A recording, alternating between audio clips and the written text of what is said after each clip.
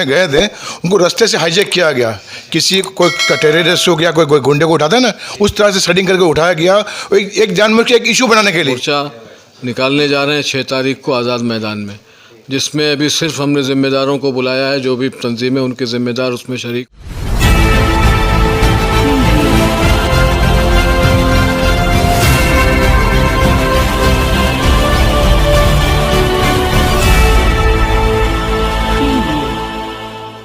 IBN news 24/7 में आपका स्वागत है दोस्तों। मैं हूं सलमान शेख। दोस्तों, आप लोगों को पता होगा कि मौलाना कलीम सिद्दीकी मेरठ के रहने वाले, एक मुद्दा बहुत ही बेकार तरीके से जो कहा जाएगा कि एक नेशनल टीवी पे चल रहा है यूपी इलेक्शन को लेकर। बहुत सारे रिपोर्टर्स ने, लोकल रिपोर्टर्स जो सोशल मीडिया के रिपोर्टर्स हैं, वहाँ पे उनके एरिया में विज़िट किया उन्होंने। वहाँ के लोगों जो नॉन मुस्लिम हैं, वहाँ से वो लोगों ने इंटरव्यू निकाला, उनसे सवाल जवाब किए गए। हम इस न्यूज़ में शायद हो सकता है कि वो उसकी कुछ क्लिप्स इसमें दिखाने की कोशिश करेंगे कि किस तरीके से नॉन मुस्लिम्स ने भी कहा कि ज़ोर ज़बरदस्ती से धर्मांतरण का जो किस्सा चल रहा है वो गलत है, बिल्कुल उस बारे में जो है सही नहीं है। और जो बहरीन से 1.5 करोड़ की कुछ फंडिंग आई है वगैरह वगैरह, जो भी बातें हो रही है नेशनल टीवी पे, उसको लेकर अमन कमेटी बॉम्बे में एक प्रोटेस्ट निकाला जा रहा है। और आसाम को लेकर भी जो मुद्दे है उसके बारे में बात करेंगे हमारे साथ में। सर, स्वागत है आपका IBN न्यूज़ 24/7 में। सर, किस तरीके से आपका जो ये प्रोटेस्ट है ये होने वाला है? हम लोग इस बारे में फ़िक्रमंद हैं कि यूपी की सरकार और ख़ुद आसाम की जो मुसलमानों के साथ और वाक़यात हो रहे हैं, तो उसकी वजह से न सिर्फ हिंदुस्तान में बेचैनी फैली हुई है, न सिर्फ मुसलमानों में बेचैनी फैली हुई है, लेकिन इवन हमारे गैर मुस्लिम भाई जो हैं वो भी इस तकलीफ़ को जो है महसूस कर रहे हैं। और ये बात जो है अब इंटरनेशनल पैमाने पर जो है लोगों की तवज्जो का मरकज़ बन गई है। अभी हाल ही की ख़बर ये है कि आसाम के इंसिडेंट को लेके मिडिल ईस्ट के कई कंट्रीज़ में जो है इंडिया के बाइकॉट का जो है वो सिलसिला शुरू हुआ है और इंडियन कंपनीज़ और इंडियन गुड्स को बाइकआउट करने की जो है वहाँ पर मुहिम चल रही है, जिसके अगेंस्ट जो है हमारी गवर्नमेंट भी एक्टिव हो गई है। और उसने जो है हमारे वहाँ पे जो हमारे एम्बेसडर्स वगैरह हैं और जो डिप्लोमेट्स हैं उनको जो है इसको काउंटर करने के लिए जो है इक़दाम करने की बात कही है। तो हम ये महसूस करते हैं कि अब ये बात जो है इसके रेमिफिकेशंस जो हैं वो सिर्फ चंद मोहल्लों और चंद शहरों तक महदूद नहीं रहे, बल्कि सारी दुनिया में जो है इसके रेमिफिकेशन महसूस की जा रहे हैं। और ह्यूमन राइट्स की जो तंजीमें हैं और ऑर्गेनाइजेशंस हैं वो इस इशू को बार बार रेज़ कर रही हैं। इवन अमेरिका में भी जो है इंडिया के ख़िलाफ़ सैंक्शंस जो है लगाने की जो है बातें हो रही हैं और उसका डिमांड किया जा रहा है। तो हम समझते हैं कि एक अच्छे हिंदुस्तानी की हैसियत से हम लोगों को आने वाली ख़तरात को महसूस करते हुए अभी से जो है इन चीज़ों ब्रेक लगाने के लिए जो है कोशिश करना चाहिए। और इन सरकारों की जो अपनी लोकल पॉलिटिक्स है और जो अपने सर्वाइवल के लिए जो वो हिंदुस्तान को जो है नुकसान पहुंचा रहे हैं, उसके बारे में जो है लोगों को बताकर हम लोग ये चाहेंगे कि हिंदुस्तान के मुस्तक़बिल को महफूज बनाया जाए और हमारे यहाँ अमन, भाईचारगी और कम्युनल सौहार्द जो है, फ़िरक़ाना हारमनी जो है उसको मेंटेन करने के लिए जो है हम लोगों को आगे आना चाहिए। जी, बहुत शुक्रिया। अगला सवाल आपसे पूछेंगे सर, जो यूपी का इलेक्शन नज़दीक है उसी को लेकर बार बार देखा गया है कि बीजेपी सरकार जो है हिंदू मुस्लिम करवाने के बाद में जो है मुद्दे उठाती है और उसी को लेकर जो है इलेक्शन लड़ा जाता है। तो डेवलपमेंट के मुद्दे ना उठाते हुए हिंदू मुस्लिम को उठा रहे हैं जो मुद्दे, अभी मौलाना कलीम है, बीच में मौलाना साद थे, ऐसा करके जो कंटिन्यू चल रहा है, इस बारे में आप क्या बोलना चाहोगे? मेरा नाम Maulana Mahmood Dariyabadi, general secretary All India Ulama council का। देखिए, ये सब जो हो रहा है इसका सिर्फ एक मकसद है, पोलराइजेशन। अभी यूपी का इलेक्शन है, उससे पहले और भी इलेक्शंस आए, इलेक्शन बाद में भी आते रहेंगे। कुछ लोग चाहते हैं कि पोलराइज करके उनकी हुकूमत बने, कम्युनल जो हारमनी है इस मुल्क का, कौमी यकजहती है, वो ख़तरे में पड़े। इस तरह से ये लोग पूरे मुल्क की यकजहती को ख़तरे में डालना चाहते हैं। हम लोग इसके ख़िलाफ़ हैं। हम लोग जितने भी बेगुनाहों पर जुल्म हो रहा है, मुसलमानों पर हो या दीगर कमज़ोरों पर, उन सब के ख़िलाफ़, हुकूमत के ख़िलाफ़ एक मोर्चा निकालने जा रहे हैं 6 तारीख को आज़ाद मैदान में, जिसमें अभी सिर्फ हमने ज़िम्मेदारों को बुलाया है, जो भी तंजीमें उनके ज़िम्मेदार उसमें शरीक होंगे। और हुकूमत की इस कोताही के ख़िलाफ़, हुकूमत के ज़ुल्म और सितम के ख़िलाफ़, चाहे यूपी हुकूमत का ज़ुल्म हो या आसाम हुकूमत का ज़ुल्म, उसके ख़िलाफ़ अपनी आवाज़ बुलंद करेंगे। अगर ये सिलसिला बंद नहीं हुआ तो हमको कॉन्स्टिट्यूशन ने जो राइट दिए हैं, जो हक दिए हैं, उसका सहारा लेकर के हम एक बड़ा प्रोटेस्ट, बड़ा प्रोग्राम भी ऑर्गेनाइज़ कर सकते हैं। हमें उम्मीद है कि हमारी हुकूमत होश के नाखून लेगी और ये सिलसिला बंद होना चाहिए। इसकी वजह से पूरी दुनिया के अंदर हिंदुस्तान की बहुत गलत तस्वीर, हमारे मुल्क की बहुत गलत तस्वीर जा रही है, मुल्क की बदनामी हो रही है। हमारे हुकूमत को इसका सबसे पहले नोटिस लेना चाहिए। जी बहुत शुक्रिया। जैसे कि आप सभी लोग जानते हैं फरीद जी को, अमन कमेटी हर बार कुछ ना कुछ, जैसे कि अभी बीच में जो किसान आंदोलन था वहाँ पर भी इन्होंने एक प्रोटेस्ट निकाला था आज़ाद मैदान में, और वहाँ पे ये खुद मौजूद थे। तो आइए जानेंगे इनसे। सर, अभी जो 1.5 करोड़ की जो फंडिंग की बात की जा रही है, बहरीन से कुछ आया है और फलाना जगह से कहीं आया है, और इसमें जो गौतम हैं और भी जो जितने लोग हैं जो अरेस्ट हुए हैं, इस बारे में आप क्या बोलना चाहोगे? देखिए, मौलाना कलीम सिद्दीकी जो है कि कोई चलते फिरते एक इंसान नहीं थे, वो एक ब्रांड है, हमारे मुसलमानों के एक परमानेंट लीडर है और धार्मिक लीडर है। और उन पर अगर इस तरह का कोई आरोप था तो उनको, और उनके अकाउंट में पैसा है, ये बाहर से आया ना, अकाउंट में पैसा है, तो उनकी जगह पे उनके ऑफिस पे जाना चाहिए था, उनको नोटिस देना चाहिए था। ये किसी धार्मिक प्रोग्राम में गए थे, उनको रास्ते से हाईजैक किया गया, किसी कोई टेररिस्ट हो गया, कोई गुंडे को उठाता है ना, उस तरह से सेटिंग करके उठाया गया, एक जानबूझ के एक इशू बनाने के लिए। ये हमारे जो योगी जी है ना, वो इस तरह की बदमाशियाँ करके अपने इसको, हमारे कुछ हिंदू भाई जो उनके चक्कर, उनकी जीव जुद में लगे हैं, उनको खुश करने के लिए उन्होंने कदम उठाया, फंस गए, बहुत खराब फंसे। ये चीज़ उनकी इलेक्शन हराएगी। वो अपने काम गिनाते, कुछ करते समझ में आता, उन्होंने इस तरह का जो इशू बनाया एक इतने बड़े इंसान को, जो बहुत सादे इंसान है वो, तो उनका तो उनको प्यार से जाते, उनके ऑफिस पे भाई अपने आपके पास अकाउंट में ये बस है, आप ईडी जो भेज रहे हो सब उनका भेजते ना, ईडी को भेजते, सीबीआई को भेजते, और आपको हिसाब किताब उसके ऊपर नहीं होता था, फिर आपने उनको समन देके अरेस्ट करते, समझ में आता था।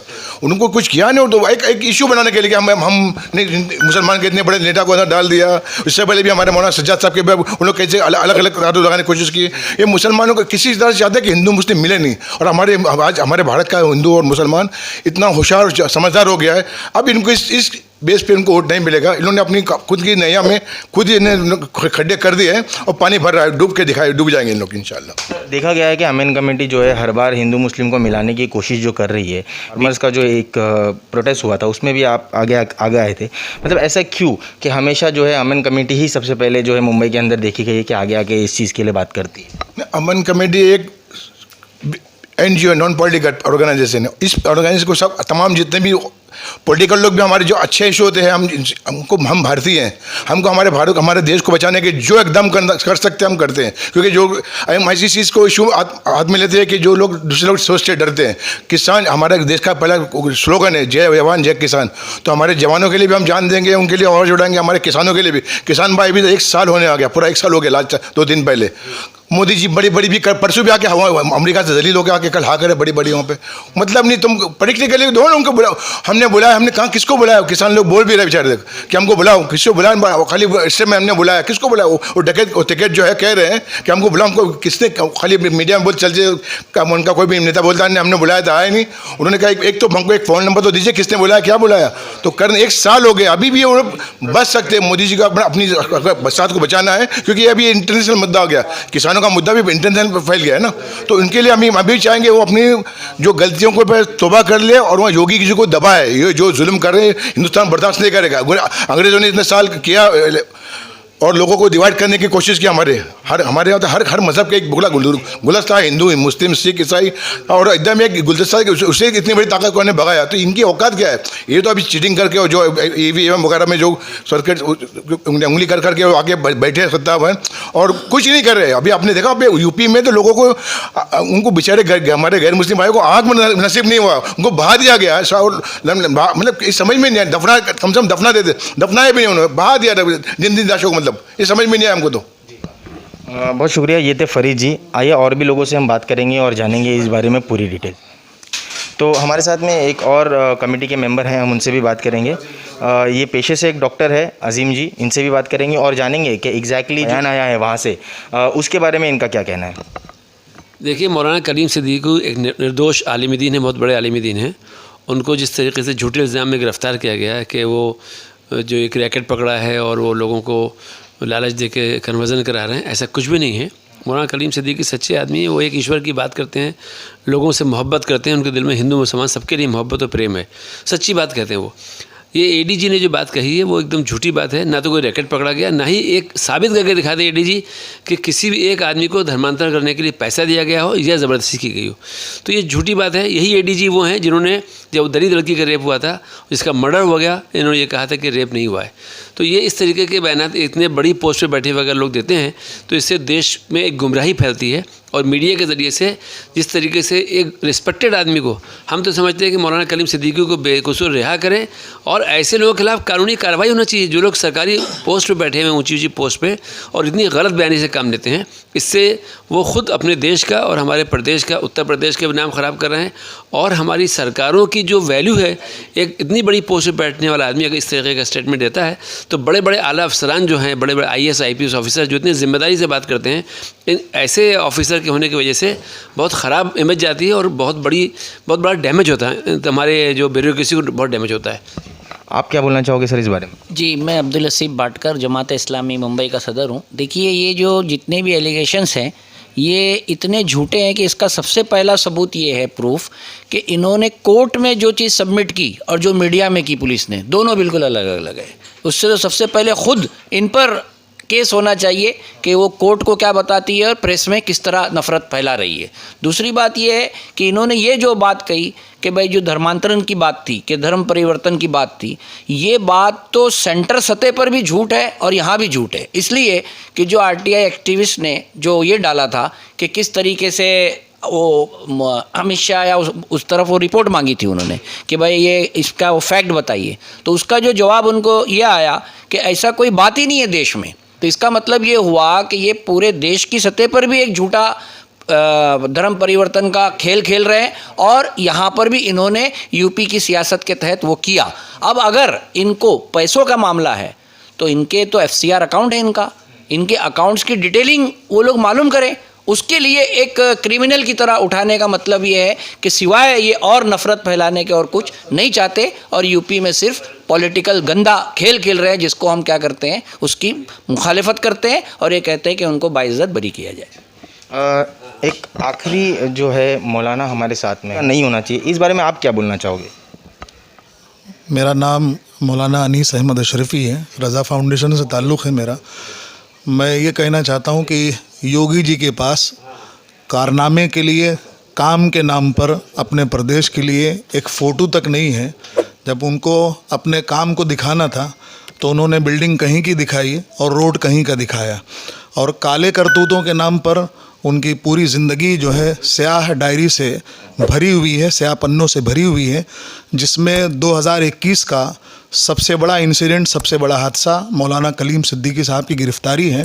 और हम यहाँ ये मुतालबा कर रहे हैं आपके इस चैनल के माध्यम से कि उनको फ़ौरन बाइज़्ज़त बरी किया जाए।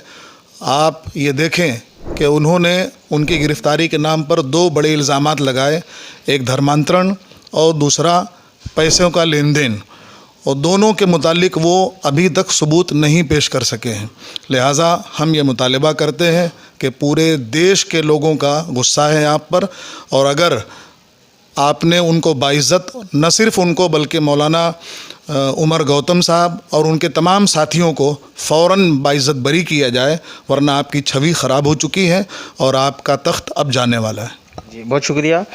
ऐसे ही और भी डिटेल्स आप लोगों को देते रहेंगे अमन कमेटी द्वारा, और भी जो मुंबई के अंदर अलग अलग NGO जो है, अलग अलग मौलाना है, मदरसे से लोग निकल कर आ रहे हैं मौलाना कलीम सिद्दीकी के लिए, तो हम आपको पूरी डिटेल बताते रहेंगे। और ऐसे ही तेज़ तर्रार खबरों के लिए देखते रहिए IBN न्यूज़ 24/7, हमेशा आपके साथ। मैं सलमान शेख, कैमरामैन तैयब के साथ में। धन्यवाद।